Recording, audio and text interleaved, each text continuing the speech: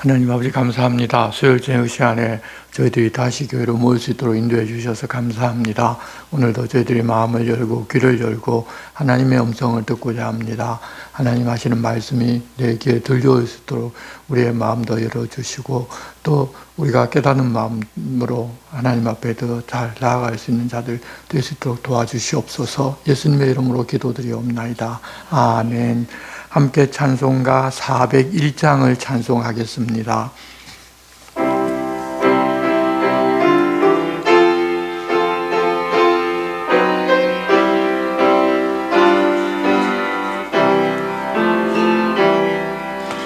주의 곁에 있을 때 마음이 든든하오니 주여 내가 살 동안 인도하여 주소서. 주여 주여 나를 인도하소서. 바른 세상 살 동안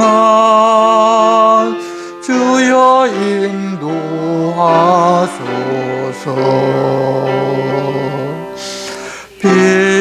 피난처인 예수여 세상 물결로 할 때 크신 은혜 베푸사 나를 숨겨주소서. 주여 주여 나를 인도하소서. 바른 세상 살 동안 주여 인도하소서.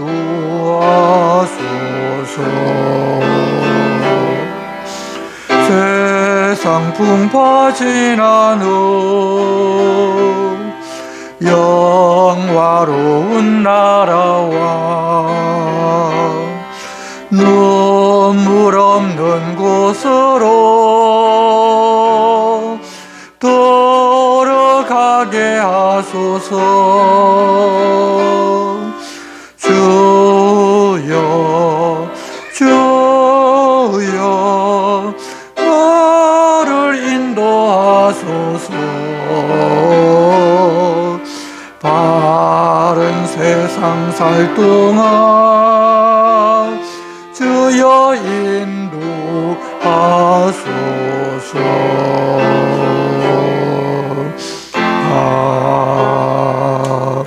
아멘. 오늘 우리에게 주시는 말씀은 구약성경 스가랴서 5장 6장 말씀입니다. 구약성경 1316쪽 스가랴 5장 그리고 6장 말씀 우리가 한 절씩 교독하겠습니다. 구약성경 1316쪽입니다.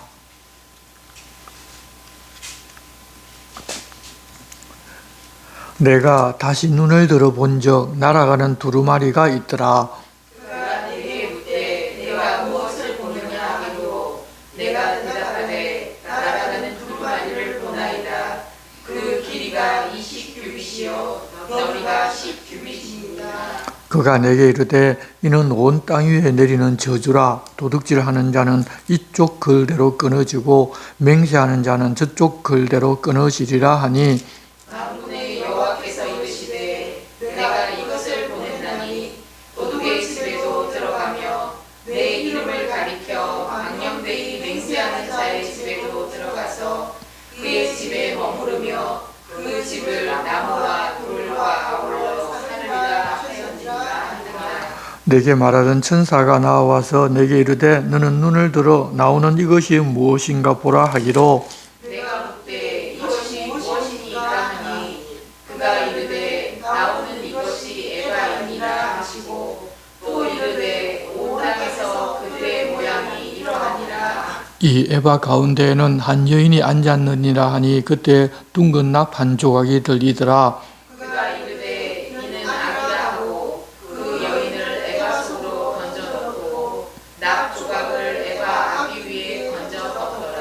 내가 또 눈을 들어본 적 두 여인이 나오는데 학의 날개 같은 날개가 있고 그 날개에 바람이 있더라. 그들이 그 에바를 천지 사이에 들었기로 내가 네게 말하는 천사에게 묻되 그들이 에바를 어디로 옮겨 가나이까 하니 그가 내게 이르되 그들이 시날 땅으로 가서 그것을 위하여 집을 지으려 함이니라. 준공되면 그것이 제 처소에 머물게 되리라 하더라.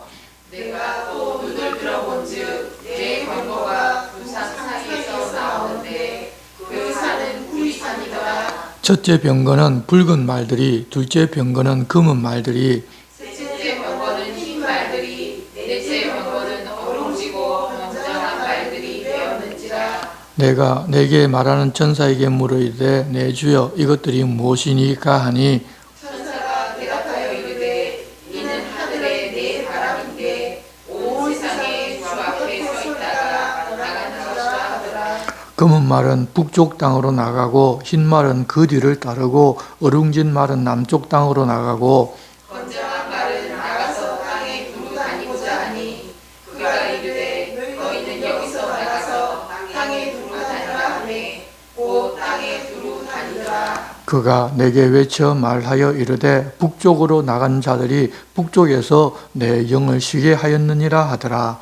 여호와의 말씀이 내게 임하여 이르시되 사로잡힌 자 가운데 바벨론에서부터 돌아온 헬데와 도비아와 여다야가 스바냐의 아들 요시아의 집에 들어갔나니 너는 이날에 그 집에 들어가서 그들에게서 받되 은과 금을 받아 면류관을 만들어 여호사닥의 아들 대제사장 여호수아의 머리에 씌우고 말하여 이르기를 만군의 여호와께서 이같이 말씀하시되 보라 싹이라 이름하는 사람이 자기 곳에서 돋아나서 여호와의 전을 건축하리라.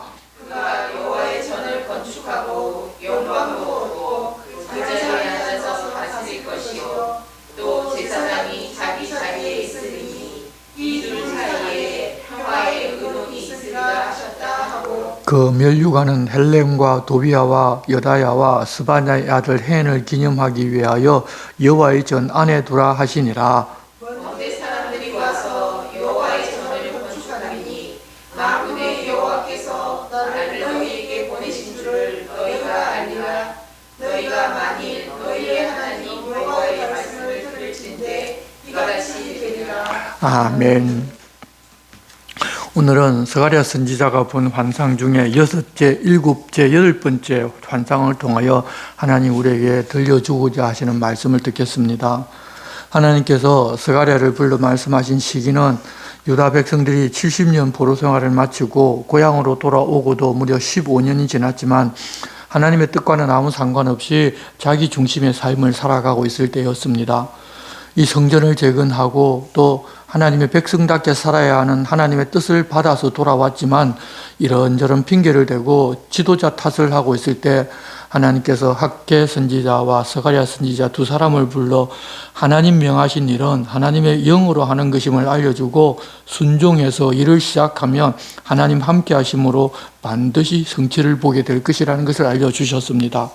첫째부터 이 5째 환상까지는 그렇게 회복과 소망을 주는 내용이었습니다. 그리고 오늘은 다른 환상을 보여주시는데 내용이 조금은 어렵습니다. 오늘 우리가 읽은 5장 1절 말씀 보면 내가 다시 눈을 들어본 적 날아가는 두루마리가 있더라. 그가 내게 묻되 내가 무엇을 보느냐 하기로 내가 대답하되 날아가는 두루마리를 보나이다. 그 길이가 20규빗이요 너비가 10규빗이니이다. 이 스가랴가 예전에 책으로 사용하던 매우 큰 두루마리가 날아가는 것을 보았는데 그 크기가 한 변이 5m, 길이가 무려 10m나 되었습니다. 일반적으로 이런 두루마리는 말려져 있고 읽을 때 펴서 읽게 되는데 이미 펴져 있다면 그 내용을 볼 수가 있다는 말과도 같습니다. 크기가 그렇게 큰 펴진 두루마리를 스가랴가 보았을 때 깜짝 놀랍니다. 엄청난 위압감을 느꼈을 것입니다. 무려 5m, 10m 되는 크기니까 엄청나게 놀라지 않았겠습니까? 천사가 무엇을 보느냐고 물어보았는데 날아가는 큰 두루마리를 보았다고 대답을 하였습니다. 3절 그가 내게 이르되 이는 온 땅 위에 내리는 저주라. 도둑질하는 자는 이쪽 글대로 끊어지고 맹세하는 자는 그 저쪽 글대로 끊어지리라 하니, 우리 사람이 죄를 짓게 되면 저주가 임하게 되는데, 이 두루마리에서 보여준 첫 번째 저주는 도둑질하는 자에 대한 저주이고, 두 번째는 맹세하는 자에 대한 저주였는데, 두 저주가 의미하는 것은 결국 십계명이고 율법 전부입니다. 여러분, 십계명이나 율법 어느 하나라도 우리가 그 계명을 어기게 되면 계명 전부를 다 어기는 것과 같다고 말씀하셨습니다. 우리 사람은 욕심으로 하나님께서 자기에게 주신 분깃보다 더 가지려고들 합니다. 그래서 남의 것을 빼앗기도 하고 도둑질을 하기도 합니다. 빼앗는 것은 강제로 하기 때문에 다른 사람의 눈에 쉽게 드러나지만, 도둑질은 숨겨서 합니다. 그래서 다른 사람의 눈에 잘 드러나지 아니하고 전혀 그러지 않은 것처럼 하고 살아갈 수도 있습니다. 그래서 사람들은 잘 모를 수 있습니다. 하지만 하나님은 다 아시고 그런 집에 저주가 임하게 하시는 것입니다. 또 맹세는, 당시에는 맹세는 오직 하나님의 이름을 걸고 했는데, 거짓을 말하면서 맹세하는 것은 하나님의 이름을 망령되이 사용하는 것입니다.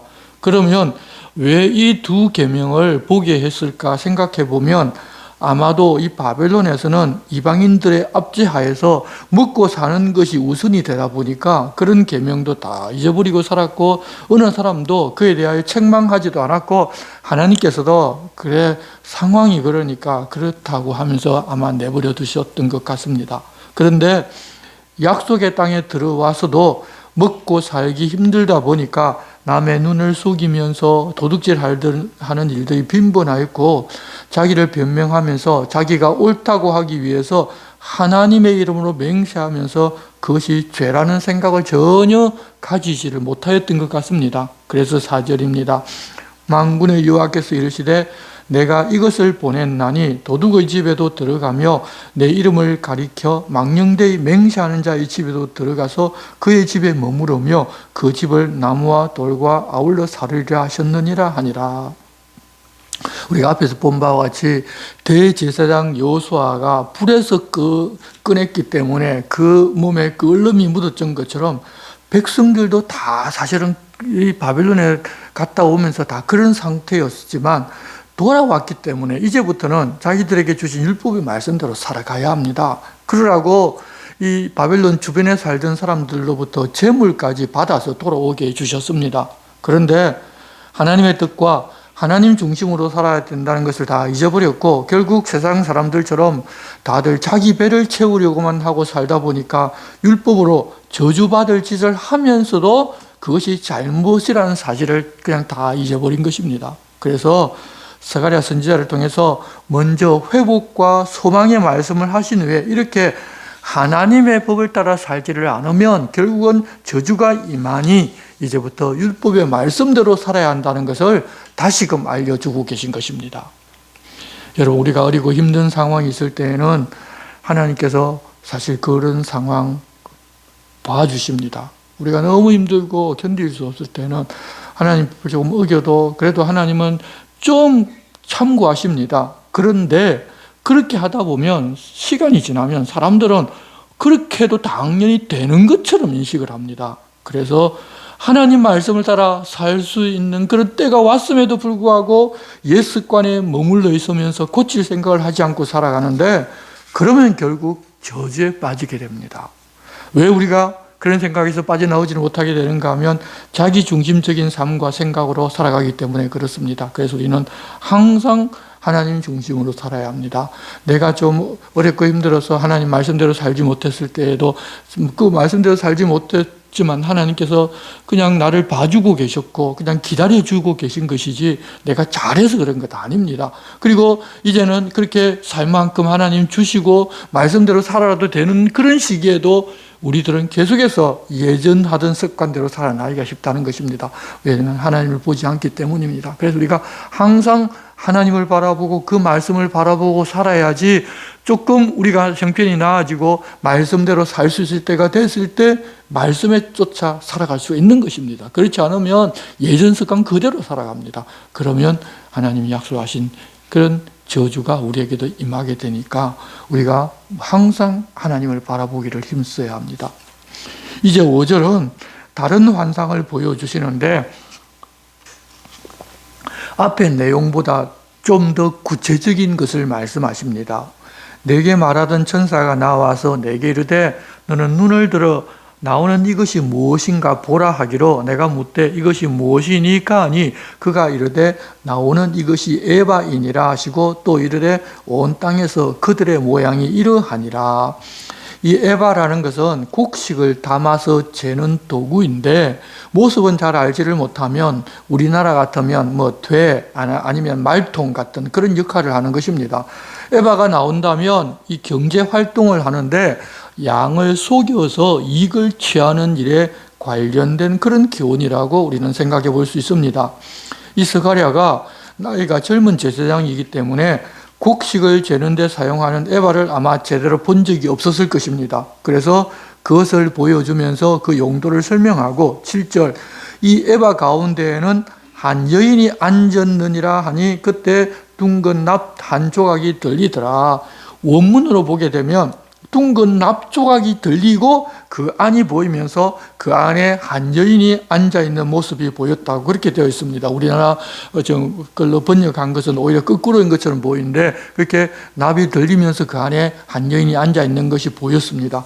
그 의미는 공정하지 못한 계량을 가지고 악을 행한다는 의미로 여인이 악에 대한 상징으로 나타났습니다.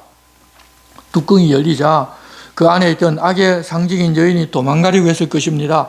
하나님의 사자에게 잡혀서 벌을 받을 것임을 알기 때문입니다. 그러자 8절 그가 이르되 이는 악이라 하고 그 여인을 에바 속으로 던져넣고 납조각을 에바 악 위에 던져 덮더라.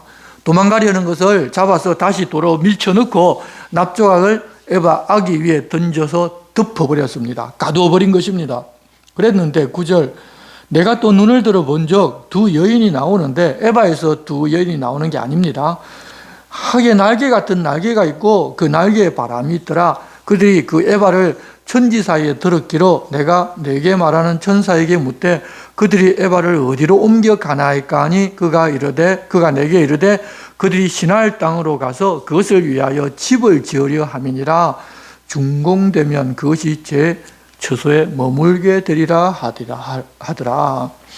두 여인이 나와서 악의 상징이 여인이 갇힌 에바를 위로 들어 올리는 것을 보고서 그들이 에바를 어디로 옮겨가느냐고 물으니까 시나일 땅, 바벨론 땅으로 가서 그것을 위하여 집을 짓는데 준공되게 되면 그곳에 머물게 될 것이라는 사실을 알려주셨습니다. 아직 준공되지를 않았다는 이야기입니다.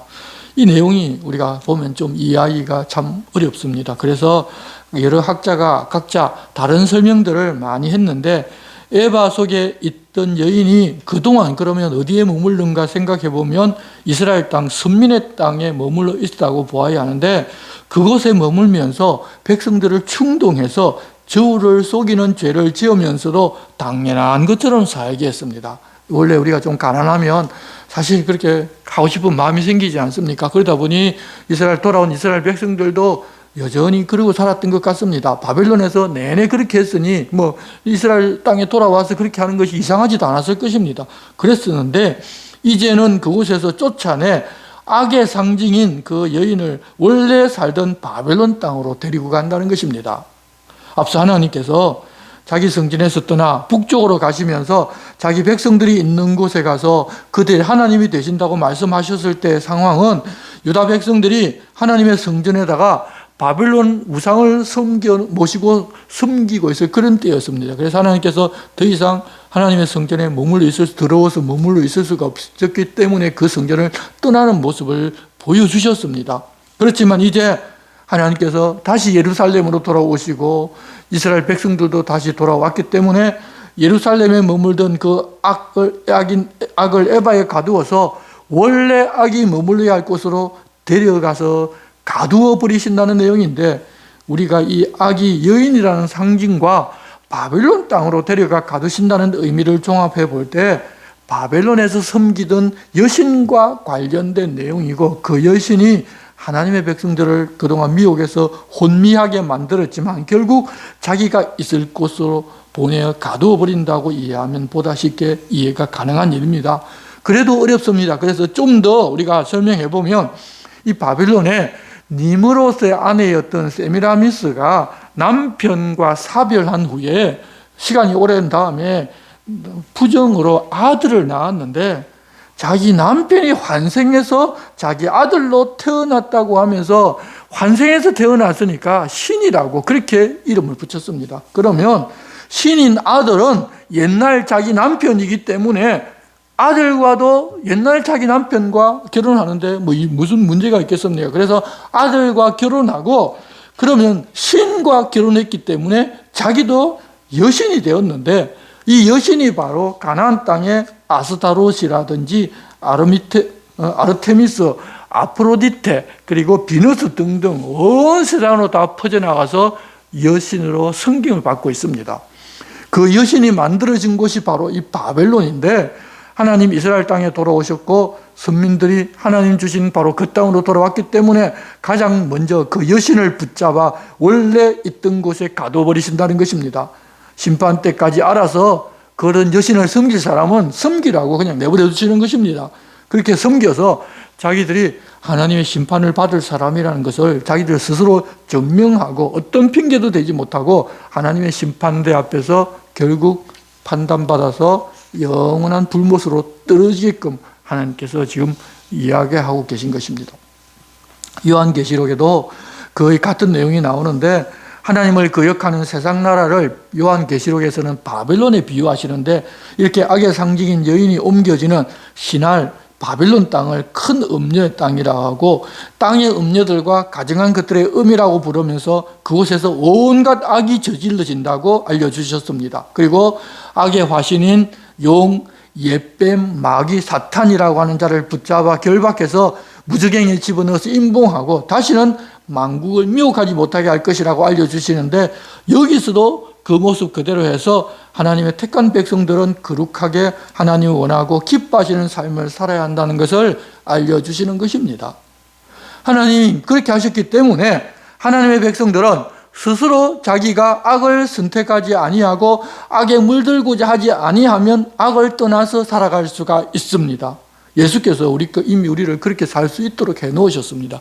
우리가 악한 행동을 하는 것은 하나님이 시험하셔서 어쩔 수 없이 내가 그러는 것이 아니라 내가 선택하는 것입니다. 이미 주님이 우리를 죄에서 해방시켰고 악에서 해방시켜서 얼마든지 성령님과 함께 살아가면 악과 함께 살아가지 않을 수 있도록 만들어 놓으셨는데 우리가 악한 일을 행한다는 것은 내가 선택한 것입니다. 그래서 아무리 마귀가 설쳐도 하나님의 백성은 우리를 하나님의 사랑에서 결코 끊어내지를 못합니다. 몸은 죽여도 영원한 하나님의 나라에서 영원히 사는 복은 그들이 막지를 못합니다. 그래서 우리는 담대하게 주님을 믿고서 목숨을 내버리고 순교까지 하는 것입니다. 그런 복이 너무도 확실하기 때문입니다. 그래서 몸이 죽더라도 그게 상관하지 아니하고 신앙을 지키면서 살아가는 것입니다. 그런 승리가 하나님께 있으니 이제라도 하나님 말씀과 율법을 지키면서 살아달라고 스가랴를 통해서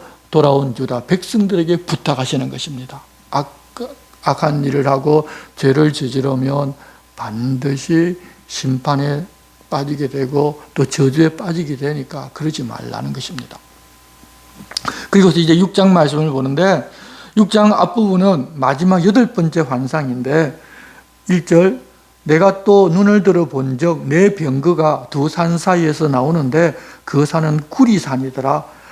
첫째 병거는 붉은 말들이, 둘째 병거는 검은 말들이, 셋째 병거는 흰 말들이, 넷째 병거는 어룽지고 건장한 말들이 메었는지라.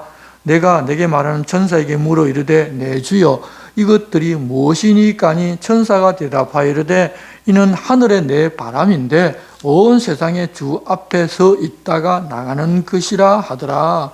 여기서 구리산이라는 것은 강하고 튼튼하다는 의미이고 또 바람이라는 단어는 루아흐, 영이라는 것과 같은 단어입니다. 그래서 바람이라고 번역하기보다는 차라리 하나님 앞에 서 있다가 하나님 명을 받아서 세상으로 나가는 내 영이라고 번역하는 것이 좀 더 적합한 번역일 수가 있습니다.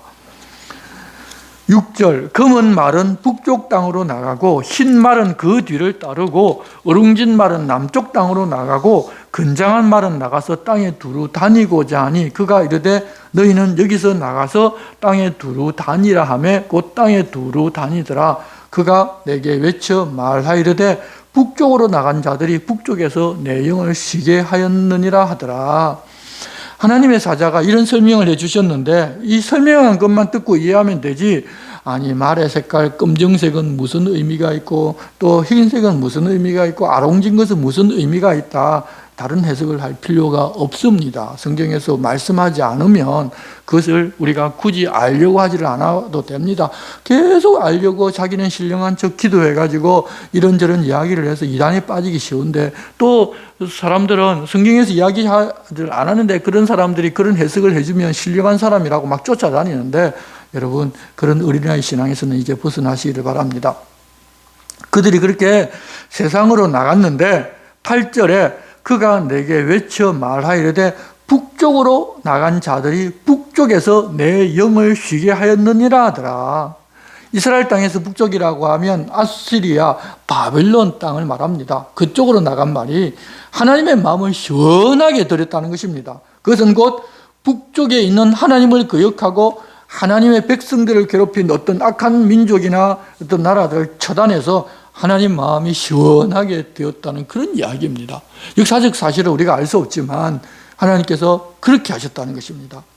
이렇게 해서 8개의 환상이 끝이 났는데, 하나님께서 이 스가랴에게 환상을 통해서 성전 재건을 독려하고 사람들이 무시하던 지도자를 하나님께서 손잡고 일하게 하신다는 것을 알려주셨고, 이어 하나님을 대적하고 하나님 백성들을 미혹하고 괴롭혔던 악을 잡아서 임봉하고 처단하였으니 하나님 백성답게 이제부터는 악에서 떠나 하나님 율법의 말씀대로 살아달라는 것을 부탁하는 것으로서 이제 환상은 다 끝이 났습니다. 이제 6장 9절부터는 당시의 성전 재건을 독려하면서 종말론적인 하나님 나라 건설이 이루어지는데 바로 그분이 예수님께서 오셔서 그 일을 하실 것이라는 사실을 알려주십니다. 9절입니다. 하나님의 말씀이 내게 임하여 이르시되 사로잡힌 자 가운데 바벨론에서부터 돌아온 헬데와 도비아와 여다야가 스바냐의 아들 요시아의 집에 들어갔나니 너는 이날에 그 집에 들어가서 그들에게서 받되 은과 금을 받아 면류관을 만들어 여사닥의 아들 대제사장 여호수아의 머리에 씌우고. 지난번 이 스가랴가 환상을 볼 때 하나님께서 여호수아의 제사장에 더러운 옷을 벗기고 새 옷을 입혀 주실 때 머리에 관을 씌우라고 스가랴가 말을 했었는데, 그때는 환상 속에서 그랬고 이번에는 실제로 그리하라고 말씀하셨습니다. 그렇게 대제사장 여호수아의 머리에 그렇게 만든 관을 씌우고 말하기를 12절 말하여 이르기를 만군의 여호와께서 이같이 말씀하시되 보라 싹이라 이름하는 사람이 자기 곳에서 돋아나서 여호와의 전을 건축하리라. 이 이야기를 해주고 싶어서 머리에 관을 씌우고 이렇게 했다는 이야기입니다. 이 당시에 스룹바벨이 중심이 되어서 성전을 짓고 있는데 이 땅에 세워지는 그 성전도 하나님의 영이 함께 하시기 때문에 반드시 세워진다는 사실을 하나님께서 말씀하셨고, 그러면 이 땅에 세워지는 그것은 이후에 세워질 성전의 모형이고 싹이라는 분이 이 땅에 오셔서 지을 성전이 진짜 성전이라는 것을 알려주시는 것입니다. 예수님께서 오셔서 스룹바벨 성전에 덧붙여서 더 크게 지은 헤롯 성전을 헐면 사흘 만에 다시 성전을 짓겠다고 말씀하셨습니다. 그래서 부활하여 예수를 믿는 믿음으로 사는 사람들로 이루어진 하나님의 나라 교회가 바로 하나님 진짜 성전이라는 것을 스가랴에게 이미 알려주셨습니다. 13절입니다. 그가 여호와의 전을 건축하고 영광도 얻고 그 자리에 앉아서 다스릴 것이요 또 제사장이 자기 자리에 있으리니 이 둘 사이에 평화의 의논이 있으리라 하셨다 하고, 이 싹이라는 분이 여호와의 전도 건축하고 영광도 얻고 그 자리에 앉아서 다스린다는 것은 그분이 왕이 되신다는 이야기입니다. 그리고 제사장이 자기 자리에 앉아 있고 이 둘 사이에 평화의 의논이 있다는 것도 결국 한 분이 왕과 대제사장 직분을 다 맡기 때문에 어떤 분란도 없고 평화가 누려진다는 것입니다. 그분이 오셔서 쓰실 면류관이기 때문에 당시의 대제사장이었던 요수아에게는 한 번 씌워주고 그가 예표하는 사람이라는 것을 알려주고서 14절 그 면류관은 헬렘과 도비아와 여다야와 스바냐의 아들 헨을 기념하기 위하여 여호와의 전 안에 두라 하시니라. 이 땅에 세운 성전이 모형이고 영원한 것이 아니라는 것을 다시금 알려주시는 것입니다. 그리고 그분이 오실 그때는 15절 먼데 사람들이 와서 여호와의 전을 건축하리니 만군의 여호와께서 나를 너에게 보내신 줄을 너희가 알리라. 너희가 만일 너희의 하나님 여호와의 말씀을 들을진대 이같이 되리라. 돌아온 이 유대인들이 하나님 말씀을 듣고 그대로 행하게 되면 이 모든 말씀하신 것이 이루어지는 것을 그들이 보고 알게 될 것이라는 그런 약속입니다. 싹이라고 부름을 받는 예수께서 오셔서 이 땅에 세워진 모형의 성전은 무너지고 영원한 성전인 믿음 위에 세운 성전을 지으실 것인데, 그때는 멀리서 있는 이방인들이 몰려들어서 그 성전 짓는 것을 그들도 보게 되고 자기들도 이 말씀대로 다 이루어지고 있다는 것을 알 것인데, 그들이 이 말씀을 듣지 않기 때문에 이 스가랴에게 하신 말씀이 예수 그리스도께서 오셔서 이룰 영원한 하나님 나라 성전 교회라는 것을 지금도 그들은 모르고 있는 것입니다. 그들은 예수께서 여기서 말씀하신 왕 되시는 것을 거부하였고 준비해 놓은 이 면류관을 씌워드린 것이 아니라 가시로 만든 면류관을 씌웠고 그분을 조롱하고 때리고 십자가에 못 박아 죽이기까지 하였습니다. 하나님의 백성이라고 하였지만 하나님을 따른 것이 아니라 세상을 따르고 마귀를 따른 것입니다. 하나님 스가랴에게 이미 그런 분이 올 것이다. 그런 분이 오면 그분이 왕이셔서 이 면류관을 받아 쓰실 것이다. 그렇게 너희들 해야 된다고 알려주셨음에도 그들은 그러지를 못했습니다. 하나님께서 스가랴에게 그런 분이 오시고 성전을 지으실 것인데 나중에 9장에 가서 보면 그분이 유대인들이 기대하는 백마를 타고 큰 칼을 들고 오시는 것이 아니라 나귀 새끼를 타고 오실 것이라는 것도 알려주십니다. 그래서 스가랴서 9장을 보면 종려주일에 나귀 타고 들어가는 예수님의 모습도 알려주십니다. 여러분, 그렇게까지 알려주셨는데도 불구하고 그들은 예수님을 왕으로 맞이하지 않았습니다.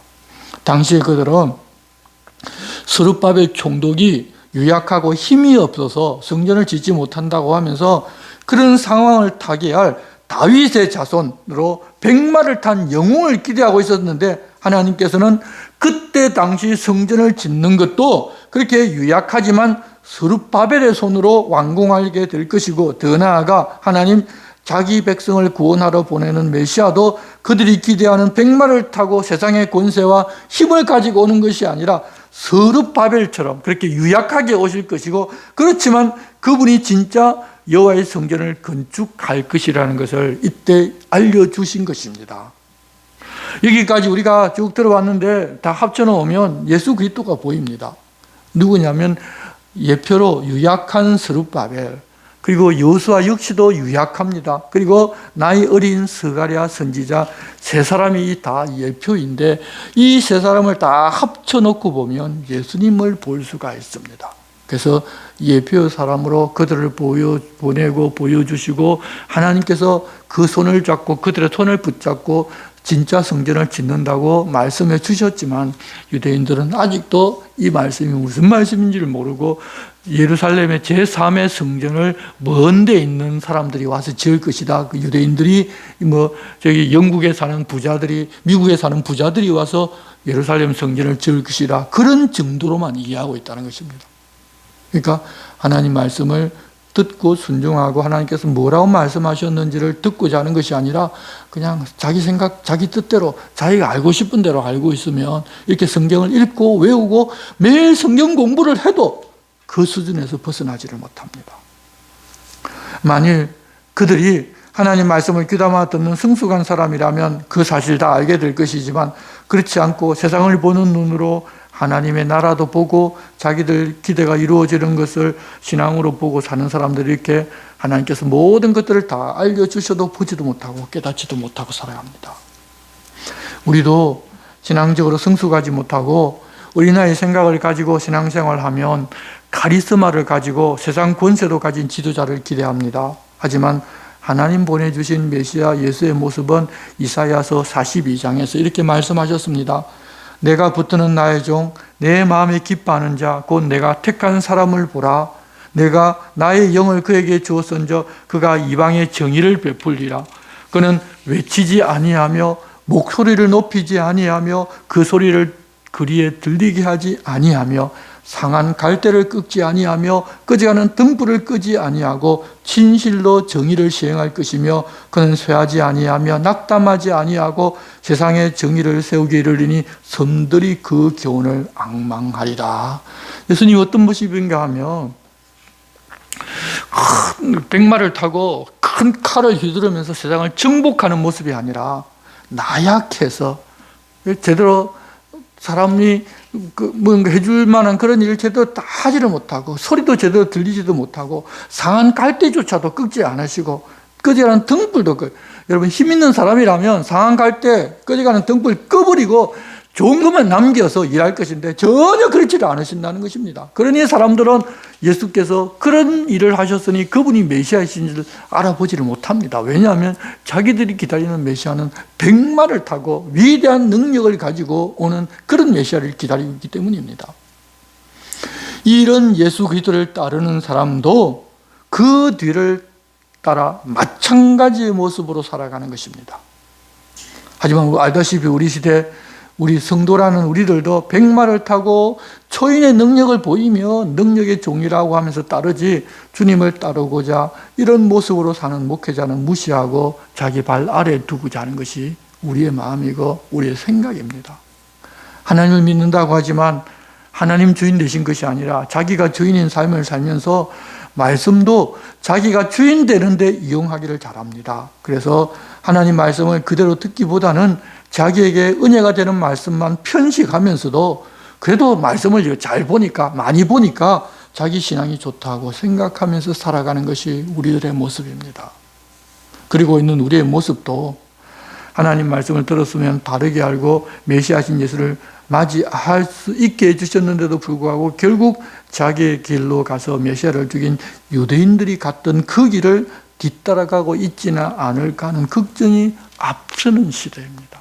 우리의 모습이 다들 그런 쪽에 가깝기 때문입니다. 이제 우리도 그래서 정신을 차리고 어떻게 믿고 사는 것이 바른 것인지 하나님 우리에게 주신 말씀을 통하여 배우고 그 가치로 우리는 살아가야 할 것입니다. 언제나 말씀보다 내 생각, 내 가치가 앞서 나타나기가 쉽습니다.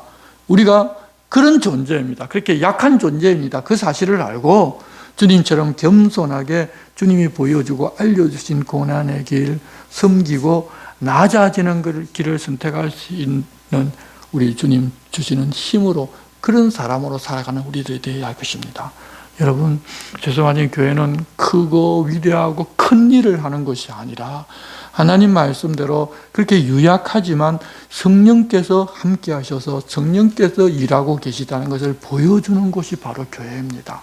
그리고 우리의 성도의 삶도 그것입니다. 그래서 환난 풍파당하고 끊임없이 우환이 찾아오지만 그런 가운데서도 성령께서 우리와 함께 하시기 때문에 문제가 해결이 안 돼도 하나님 주시는 기쁨으로 감사하면서 살아가고 또 해결되면 해결해 주시는 대로 감사하고 그럴지라도 언제나 하나님 최우선으로 삼고 하나님 앞세우면서 사는 삶이 그리스도 있는 삶을 꼭 기억하시기 바랍니다. 우리 세상을 뒤덮고 있는 성공 복음이 지금 우리들 생각 속에서 가득 들어있어서 예수 잘 믿고 헌신 봉사하면 성공하고 문제 해결되고 다 잘 된다는 그런 생각들 좀 버리시기를 바랍니다. 주님이 걸어가셨던 그 길을 지금 우리가 뒤따라가고 있는 사람들이고, 우리가 그런 사람들을 보면서 함께 가는 그런 사람이 있기 때문에 위로를 받고 하나님 영원한 하나님 나라를 향하여 그 길을 걷고 있다는 것을 꼭 기억하고, 일이 잘 되고 안 되고 성공하고 안 되고 그런데 좀 관심을 가지지 마시고, 내가 하나님 말씀하신 대로 예수님을 뒤쫓아서 살아가고 있는가, 그렇지 않으면 내가 주인 되어서 내가 성공하는 길, 내가 이름이 높아지고 나를 알아주고 칭찬받는 길로 가고자 하는가를 늘 돌아보면서 주님이 가신 길을 함께 걸어가는 우리 모두가 됩시다. 주님 부탁하십니다. 기도하겠습니다. 하나님 아버지, 스가랴 선지자를 통하여 여러 환상을 보여주고 세상의 방법과 세상의 길이 아니라 하나님의 길로 가자고 권고하는 말씀을 들었습니다. 우리들은 늘 내가 없어서 저주의 길로 가려 하고 주님의 길보다는 내가 드러나고 내가 높임을 받는 길이 더 좋아 보여서 그 길을 선택하기가 쉽습니다. 그렇지만 예수님이 땅에서 보여주셨고 믿음의 선배들이 걸어갔던 드러나지 않는 겸손의 길을 가면서도 기뻐하고 감사할 수 있는 믿음의 사람이 되게 저희들도 붙잡아 주시옵소서. 예수님의 이름으로 기도드리옵나이다. 아멘. 우리 함께 찬송가 419장을 찬송하겠습니다.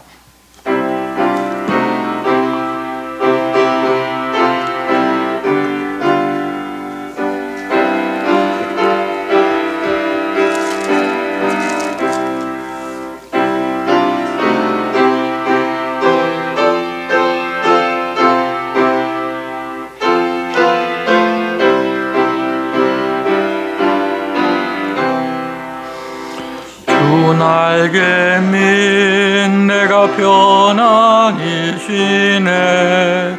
밤 깊고 비바람 불어쳐도 아버지께서 날 지켜주시니